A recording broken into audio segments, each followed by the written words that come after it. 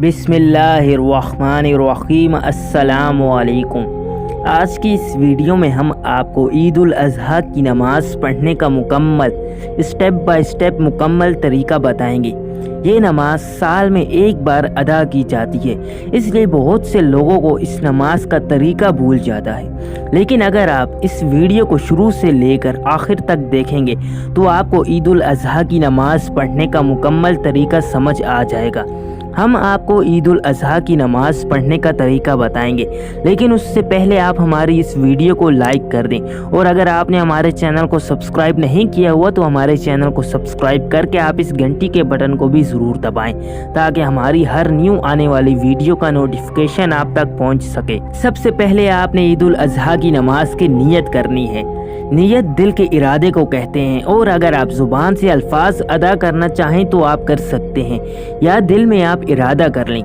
ईद उल अज़हा की नमाज की नियत ये है: मैं नियत करता हूँ 2 रकत नमाज ईद उल अज़हा की 6 ज़ायद तकबीरों के साथ वास्ते अल्लाह ताला के, पीछे इस इमाम के, मुँह मेरा खाना काबा शरीफ की तरफ। फिर आपने अल्लाहु अकबर कह के हाथ बांध लेने हैं और सना पढ़नी है। इमाम साहब भी हाथ बांधकर सना पढ़ेंगे और आपने भी हाथ बांधकर सना पढ़नी है। सना पढ़ने के बाद 3 ज़ायद तकबीरें होंगी। जब इमाम साहब पहली तकबीर यानी अल्लाहु अकबर कहें तो आपको हाथ कानों तक उठाकर छोड़ देने हैं। हाथ बांधने नहीं हैं बल्कि खुले छोड़ देने हैं। फिर इमाम दूसरी तकबीर कहेगा तो आपने फिर से हाथ कानों तक उठाकर छोड़ देने हैं, और जब इमाम तीसरी तकबीर कहेगा तो आपने हाथ कानों तक उठाकर बांध लेने हैं। खुले नहीं छोड़ने, बस आपने सिर्फ 2 तकबीरों में ही हाथ खुले छोड़ने हैं, और तीसरी तकबीर में आपने हाथ बांध लेने हैं। उसके बाद इमाम सूरह फातिहा पढ़ेगा। सूरह फातिहा पढ़ने के बाद इमाम किसी और सूरत की किरात करेंगे, और फिर रुकू और सजदा करके पहली रकत मुकम्मल हो जाएगी। पहली रकत मुकम्मल होने के बाद दूसरी रकत के लिए उठते ही इमाम किरात करेगा, यानी सूरह फातिहा के बाद कोई और सूरत पढ़ेगा।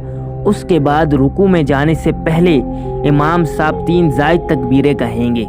जब इमाम पहली तकबीर कहेगा तो आपने हाथ कानों तक उठाकर छोड़ देने हैं, और जब इमाम दूसरी तकबीर कहेगा तो आपने हाथ कानों तक उठाकर छोड़ देने हैं, और जब इमाम तीसरी तकबीर कहे तो आपने फिर से हाथ कानों तक उठाकर छोड़ देने हैं।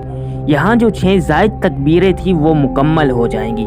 और उसके बाद जब इमाम चौथी मर्तबा अल्लाहु अकबर कहेगा तो आपने बग़ैर हाथ उठाए अल्लाहु अकबर कह के रुकू में चले जाना है। उसके बाद बाकी सारी नमाज बाकी दूसरी नमाजों की तरह ही पढ़नी है। तशहद के बाद इमाम साहब के साथ सलाम फेर कर आपने नमाज मुकम्मल कर लेनी है। ये नमाज सिर्फ 6 ज़ायद तकबीरों के अलावा बिल्कुल दूसरी नमाजों की तरह ही अदा करनी है, जैसे कि 3 तकबीरें पहली रकत में सना के बाद, और फिर 3 तकबीरें दूसरी रकत में रुकू में जाने से पहले। नमाज के बाद अल्लाह के हुजूर दुआ मांगे, क्योंकि ये दुआ कभी रद्द नहीं होती। आप इस वीडियो को दूसरों के साथ भी शेयर ज़रूर करें, ताकि दूसरे लोग भी इस वीडियो को देख के जो नमाज में गलतियां करते हैं उनको वो ठीक कर पाएं।